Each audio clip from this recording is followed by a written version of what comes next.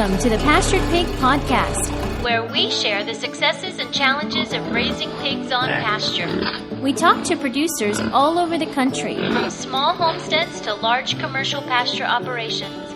Whether you're new to pastured pigs or have been raising hogs for decades, we hope you hear new ideas and new perspectives on pasturing hogs.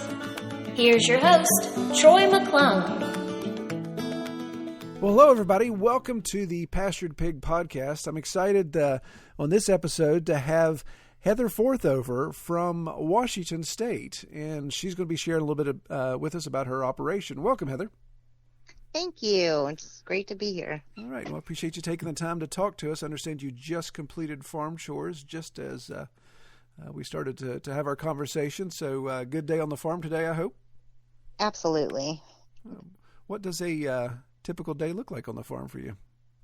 For me, it is making sure that I fill their waters, make sure they have fresh water, at least twice a day. Feed them their meals twice a day. They eat pasture, but they need supplement as well.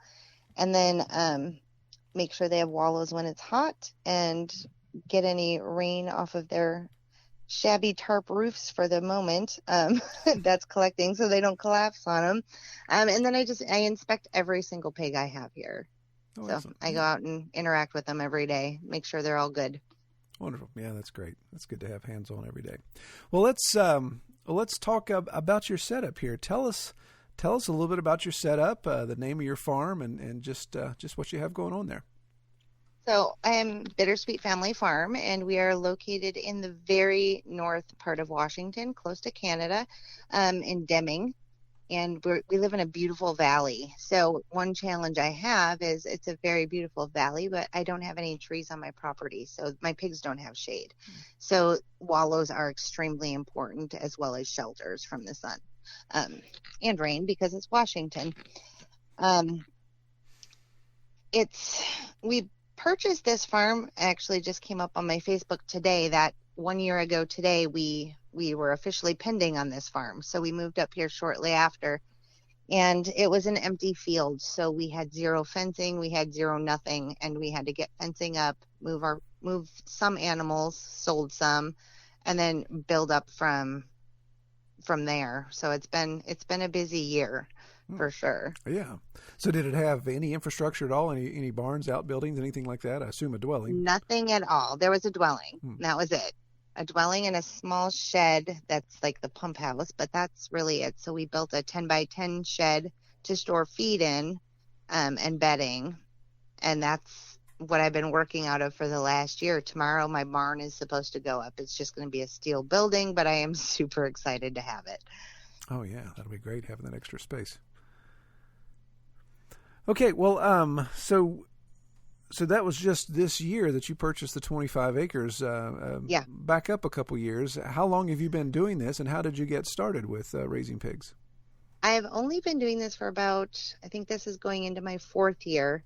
And me and my husband are both first-generation farmers. There's no farming anywhere in any of our family histories. And he wanted chickens. We bought 5 acres, was our previous residence. And he wanted chickens. I was dead set against it. They are the gateway drug to farming. And we had like tripled our flock by the end of the week. And one of them wandered off one day, and I was, didn't wander off. It was realistically, it was an eagle or a coyote got it. And optimistic me, I'm like, well, maybe it wandered over to the neighbor's house. And we had never even met our neighbor before. And so we walked over there, and our neighbor had 2.5 acres, and he had chickens and pigs and cows over there. And I was like, we could do that. We could raise our own meat. And so we got 2 pigs to raise for ourselves, and we absolutely fell in love with them. And it's just exploded from there. So excellent. Yeah. That's a funny thing about chickens. Yes, they are the gateway animal, and then pigs. Once you interact with them, you just don't realize they're amazing animals. Exactly. They really are amazing. Okay, so first-generation farmers, what? I assume you had gainful employment leading up to that. Are you still doing a main gig, or is this your main gig? I was a nurse. I was a nurse for 8 years employed, and going on my 9th year. But this last year, I have not worked as a nurse once. When we bought this farm, I quit my job and but thankfully my husband has a good job. And I am a full-time farmer now. So it's been a challenge though, because of the move, and we had to decrease our herd size before we could move up here and increase it. So we didn't have that cash flow from selling the pork or the piglets because I needed to build up my own herd. And so my husband's job, thankfully, is a good one, and was able to support feeding them through this winter. And just this last month, we're finally seeing a turnaround in that. So it's been rough. yeah, that would be definitely. Well, I know you have chickens there. What other animals are you raising on your farm? We have 3 Highland cows, 2 of which we are hoping are pregnant, and 2 donkeys, which the donkeys are just our forever farm friends. The rest are all for food. Yeah. Well, excellent. Yeah, that does sound like a pretty good menagerie you have there. Yeah. Okay. Well, let's talk about specifically with your pigs. Breed. Do you do AI? Do you have a boar? And the number that you have right now. So we have 1 boar, and he is half Berkshire and half large black. He is the most docile pig I've ever met. And then my sows are Berkshire or Hampshire. I have 2 Hampshire and 4 Berkshire, and then 1 cross Berkshire. And that's what we have right now. I'm having 1 to 2 litters a month out of my boar, and the litters average about 10 to 12 at weaning time. So yeah, that's not bad at all. That's a pretty good litter average. Yeah. So did you specifically choose the Berkshire for a specific reason, or that's just what was available for you? So when we got our very first pigs, they were Berkshire crosses, and we liked those. And initially we were thinking we wanted to go, don't hate me for this, but like the Cooney route or something like that, because we didn't know pigs. And then I did some more research, and I fell in love with what I was reading about the large blacks, and I like the Berkshires and what their qualities are in meat. So I wanted a large black boar and Berkshire sows, but I came across a 50-50 from registered parents boar, and I was like, I have to go get him. So we drove all the way across the state, spent the night, picked up 2 pigs, and came back home. And he's been with us since. He's the only boar we've ever had. Oh, wow. Yeah.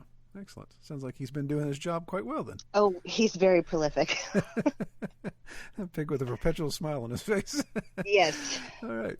So with those litters that you're having on a regular basis, how are you managing that on your pasture? How are you rotating that? Are you keeping them separate? How do you see that from start to finish? So as a breeder, I do face additional challenges. I can't just move the whole herd together because I would have way too many pregnant gilts out there. So what I have, and it's like I said, when we moved here, there was 0 fencing. So we've slowly been adding to it. Right now we have 6 acres fenced for the pigs. So it's not ideal, but I keep my boar and anyone who is not nursing babies or about to deliver babies in one area, and just rotate them around in there with a sacrifice area for their food and water and their shelter. And then the mamas, as they're about to farrow, I separate them about a week before, and then I leave them with their babies. And then after 7 weeks is about when I wean them, and I move the moms back in with the boar and leave the babies where they are, because then there's 2 fences between them and their moms. So I haven't had many problems with little fence jumpers yet. And then the grow out pigs that I have 2 groups of 20 right now. And this summer I will be officially making them a sacrifice area and rotational paddocks within their areas. But because we moved up here and had to, get the pigs out there, the areas are a little overused right now, but there's still grass growing and they're still munching away out there, but it's a lot more dirt present than I would like to see. But I'm working on it. Yeah, absolutely. Yeah, that's always a challenge there, especially as you in the process of building infrastructure and getting your pastures figured out. So with the amount of hogs that you're having, amount of piglets you're having, is a majority of them going to finish that you're processing them? Are you selling any for growers, for others? I sell to people who only want a couple, or if they live far away, I'll sell them, up to 8. But I try to not sell to other people as piglets frequently, because that is my competition. So if I'm trying to sell my meat, my pigs as pork and pork products, then if everyone's buying and raising out their own, or if they're raising out 8, the people they're selling to are my potential customers. So I try to avoid that as best I can. But currently, because I'm still building up to the level I want to be at, I don't quite have a market for all of my pork. So I'm selling a few more piglets than I would like to. About half of what is born here is getting sold as a wiener pig, and half of it's going to pork right now. Okay. Yeah, that's always a tricky balance. It really is. Okay, well, I want to go back and talk a little bit about your setup again with where you are in the top corner of Washington. I was looking; you're not very far from the Canadian border, are you? No, it's if I Google like the closest store, it's about a half a mile further to go to Canada than to the nearest town. Okay. There you go. So what is that temperament like? What does that give you as far as seasons go? What does that give you as far as soil type? You'd already mentioned you're in a valley that doesn't have any trees. What other challenges or benefits do you have from being in that area? So we get a lot of rain in the winter. It doesn't generally get as cold as, say, the Midwest or the East Coast. This past February was pretty brutal here. We had about a month of freezing and snow, which is uncharacteristic for this part of the country. We generally just have a wet winter. We'll have about a week of freezing, maybe a snowfall. Spring is gorgeous and wet. Fall is really mild. Summer's here in the valley, it gets a little hotter than what I'm used to. We were at about 106 last year for a couple of weeks in the summer, which was, so keeping those wallows full was a big chore. But there's not a lot of bugs. There is predators, but the pigs don't seem to be an issue for that. They're pretty hardy little buggers. But temperature, I'd say summer average is like 80s in the summer, but it's always cool at night, which helps a lot. And in the winter, it doesn't get cold at night. So a typical winter, it's high 30s, low 40s during the day, and maybe low mid 30s at night. So it's not too harsh, which is nice. It's a lot of mud though in the winter and spring. Yeah, I know what that's like. A lot of mud. A lot of mud. I can understand that. So that's this last winter that you had, where you had this unseasonable cold and snow. How did that? What challenges did that bring to you and your pigs? Well, for me personally, thankfully we had just run our water lines prior to the freeze, so I actually had water near the pigs.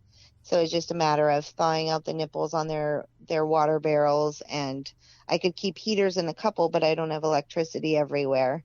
So it was, breaking ice and making sure they had water they could get to.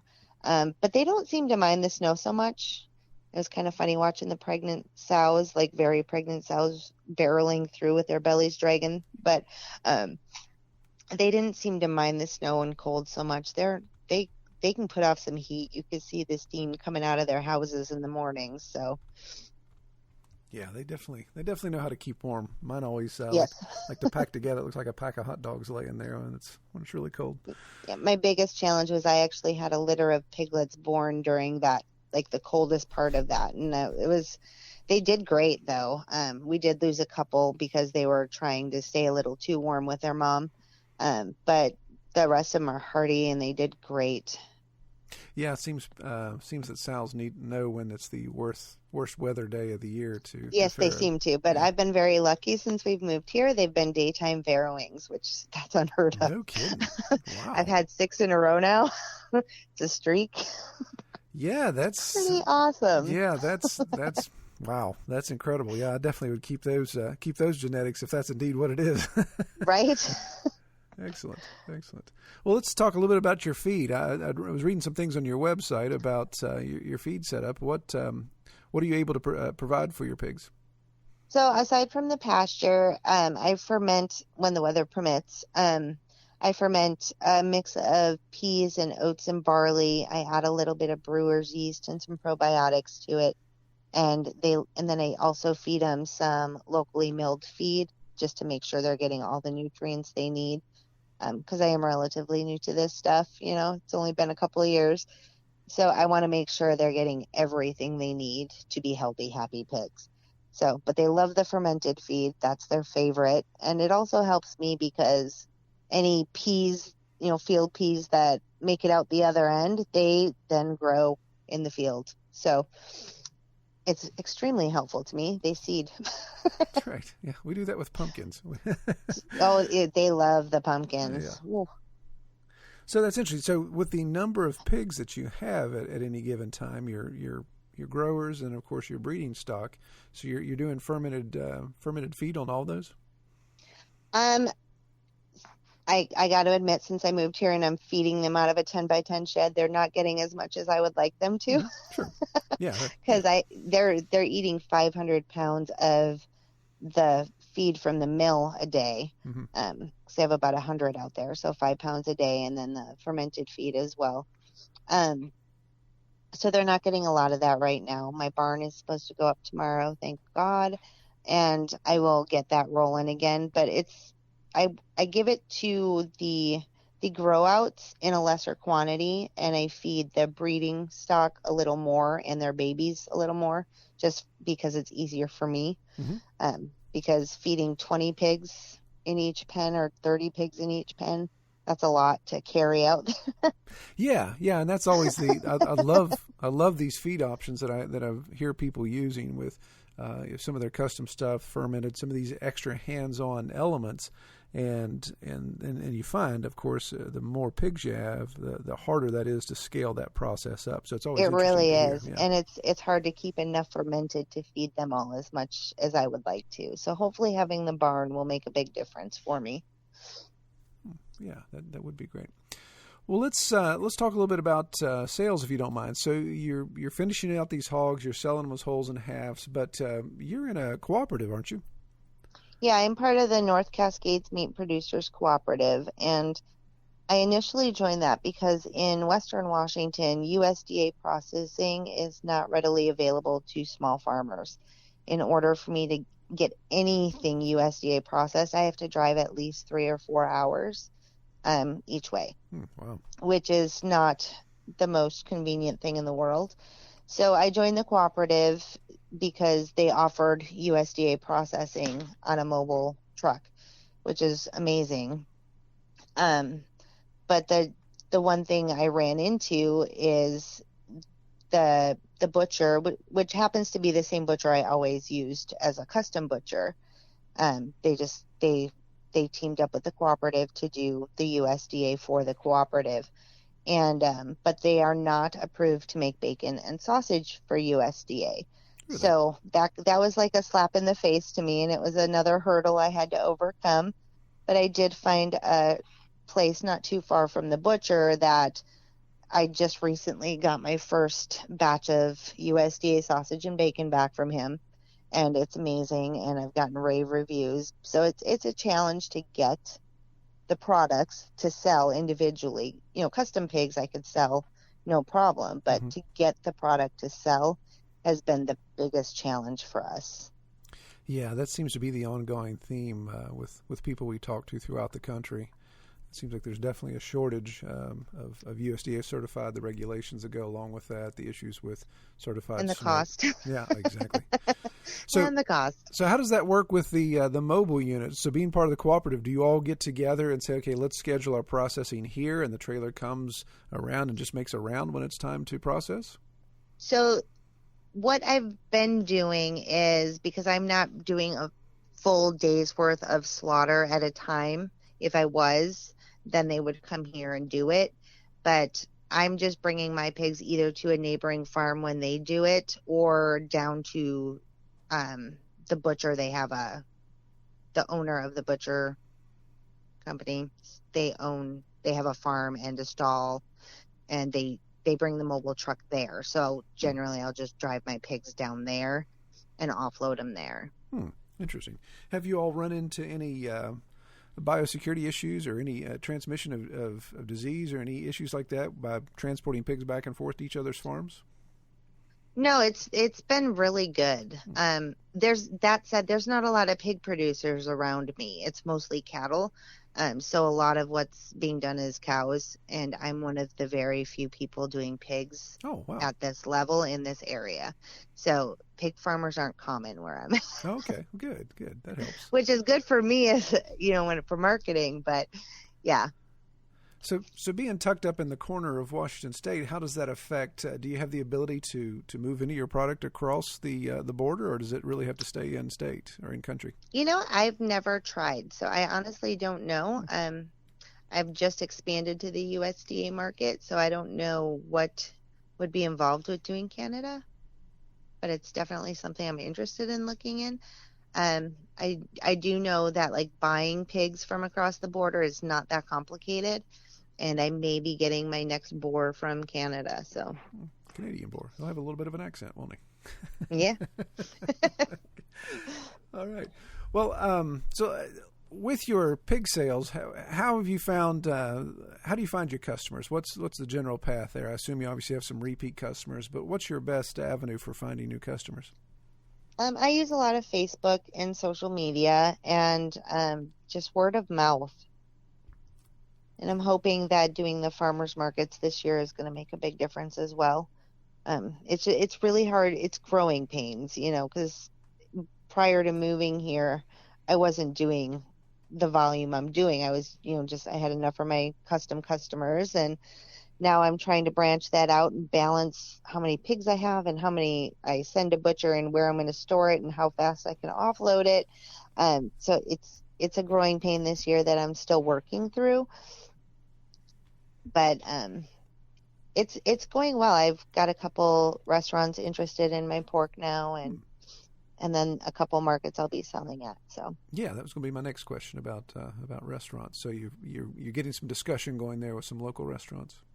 Yeah, I just recently started reaching out to them, and I've got one that's going to be getting a half a pig here soon. So I hope that goes well, and just keep working on it. Marketing is the biggest part of the job. It is, isn't it? Yes. It's the yeah. Sadly, it's not just loving on the pigs. That's right. Well, all right. So your farm, you mentioned that you're going to start doing some farmers markets this year. Is that a single market? Is that one day a week? How's that going to work out as far as proximity to your farm go? So I'm going to be doing two a couple counties away. So that'll be 2 different days each week. And I'm kind of sharing a booth with one of my cow producer friends. So she will cover me if I need to leave. And my parents also we're building a house here as well. So my parents will be moving into the home that was here when we purchased the land. So once they're here, they'll be able to help out too, which is very fortunate. But I'm going to do those 2 markets, and then I have a very local one that's about 5 minutes away that I'm going to be doing a couple Saturdays a month at. So, and that one won't. And my husband's home on the weekend, and he can help out as well on the farm when I'm doing those. Excellent. Yeah. Now, does the cooperative give you any benefits, any assets, any help when it comes to sales or marketing? We do have a cooperative store. It's not very well, I got to be honest, it's not very well advertised. And they sell beef there and they sell lamb there, but they haven't come up with prices to buy pork. We're kind of, because like I said, pork farmers are not very common in my region. I'm kind of paving the way, so to speak. Yeah. And so I'm trying to get them to where they'll start buying, but if they're not advertising and selling, then it's kind of a waste for me. So I'm trying to find my own avenues. Interesting. Well, it sounds like you've got a pretty good line on your sales there, and as you ramp up, of course, reaching out to new markets. You talked about a little bit about what you've got going on this year, but what are some other short-term goals you have for your operation? My short-term goals are to get more fencing up and get my pastures that have been heavily used since the day we moved here to rest a little and regrow. um, it's getting that barn up, getting set up to do more fermented feed, getting the fencing. It's all infrastructure and, more shelters and all that good stuff. Because my barn is not going to be used regularly for animals other than my donkeys. It will be used as a pass-through for slaughter and for farrowing during those really cold months, like my February litter this year. But generally speaking, I love that my pigs have the instincts that they do, and I don't want to breed that out of them. So it's super important to me that they continue to have their babies on pasture whenever possible. Yeah. So. Yeah, that's great. Well, what about long term? What do you see a couple years down the road? Maybe a 5-year plan?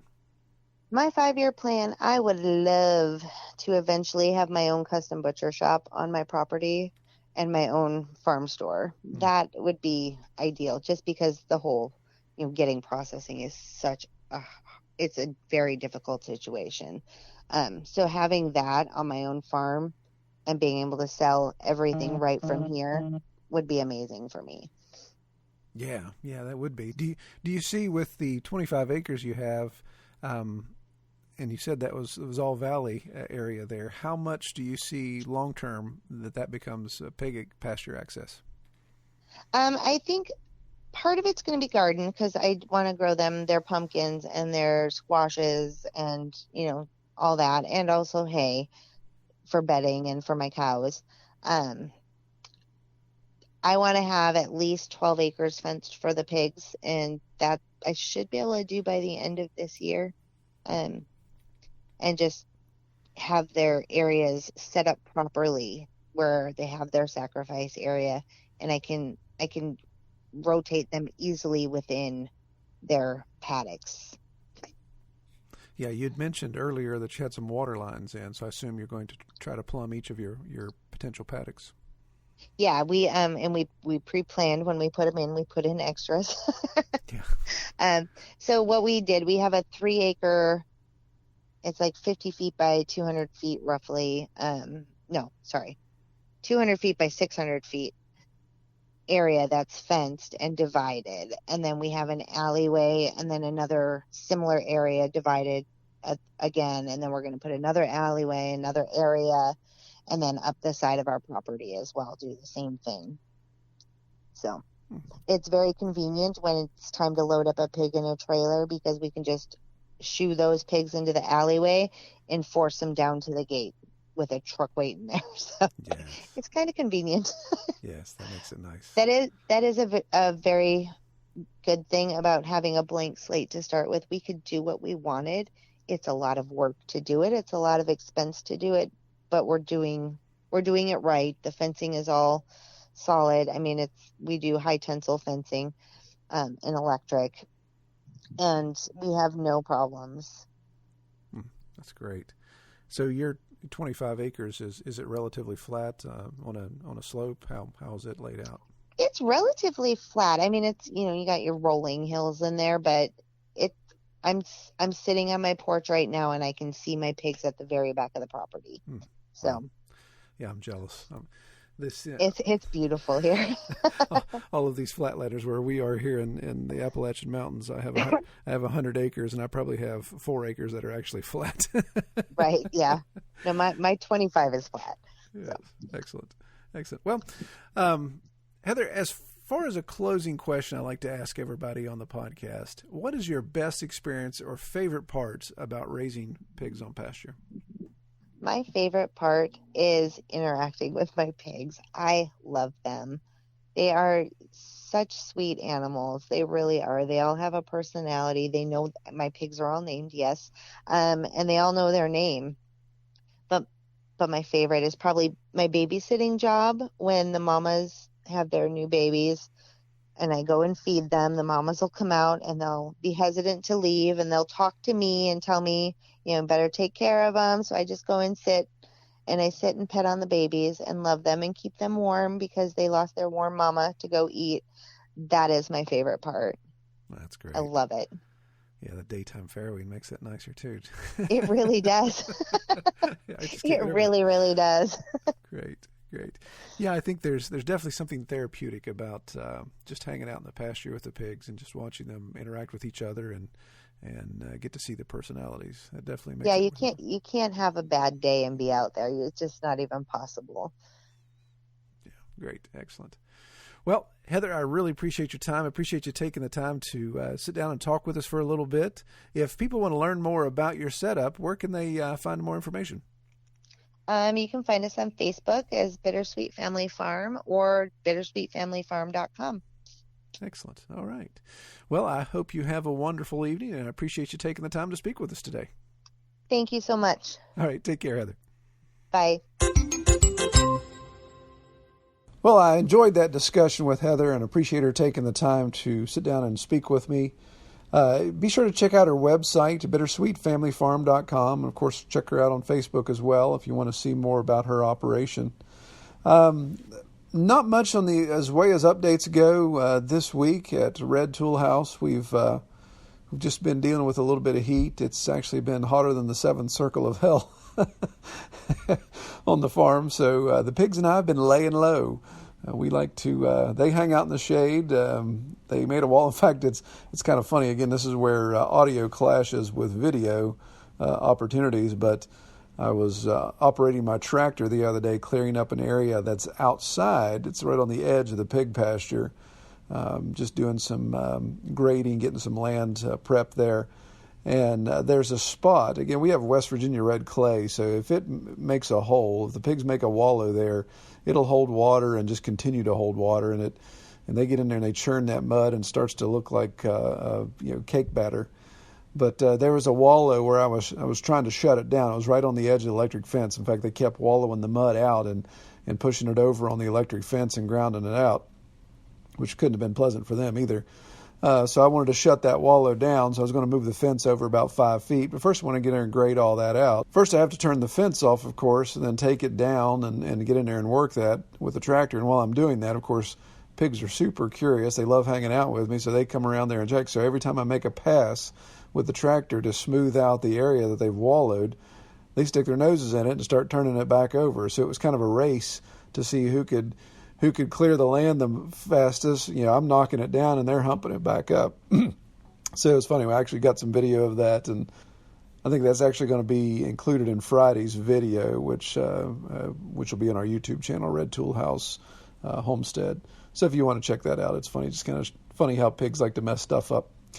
Well, again, appreciate everyone listening. We're running a little thin on interviews. I've got probably another 4 or 5 left to air, and would really like to have more people to talk to. Please submit. Go to our website, redtoolhouse.com, click on the Pastured Pig podcast link, and there's just a little tiny form there. Just put your information in. If you want to be interviewed or you suggest somebody that wants to be interviewed, love to talk to you and just talk about what you've got going on with your pastured pig operation. All right, take care, everybody. We hope you have enjoyed this episode of the Pastured Pig Podcast. To learn more about our podcast or to submit topics or recommend guests for future episodes, visit redtoolhouse.com.